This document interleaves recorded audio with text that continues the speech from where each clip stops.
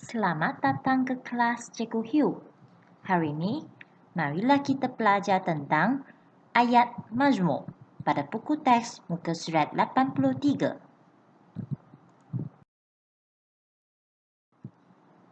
Apakah itu ayat majmuk? Ayat majmuk ialah ayat yang mengandungi dua atau lebih ayat.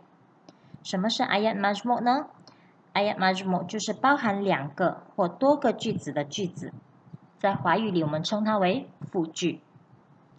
Selain itu, ayat tunggal disambungkan oleh perkataan kata hubung ialah ayat majmuk. 除此之外，单句通过连词连接的就是 ayat majmuk. Terdapat beberapa kata hubung dalam teks petikan ini. Pertama, atau. Kedua, tetapi.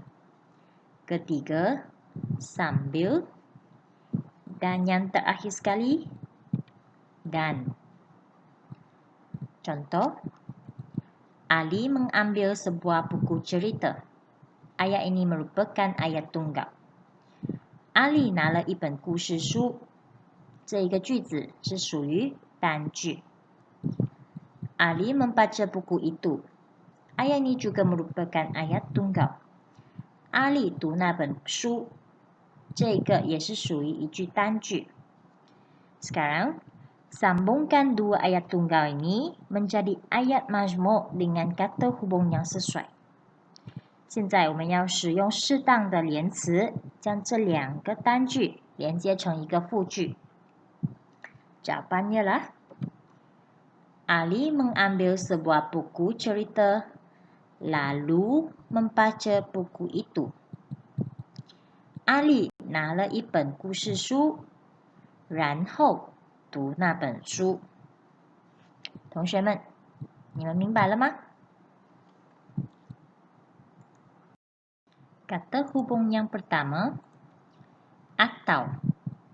Atau 的意思是或者。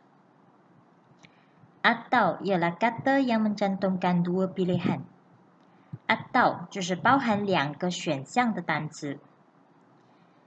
Salah satu juga merupakan maksud atau. 其中一个也是 atau 的意思。Contoh ayat, Awak hendak makan nasi goreng atau mie goreng? 你想吃炒饭或者炒面？在这里有两个选项。Nasi goreng atau mie goreng， 炒饭或者炒面。同学们，你们明白了吗？ Kata hubung yang kedua, tetapi. Tetapi 的意思是但是。Tetapi adalah untuk menyatakan hal-hal yang agak berlawanan. Tetapi 就是为了说一些相反的事情。Namun, sungguh pun adalah sinonim tetapi. 这两个的意思是尽管。尽管就是但是的近义词。Contoh ayat, Budak itu pandai tetapi malas. 那个小孩很聪明，但是很懒惰。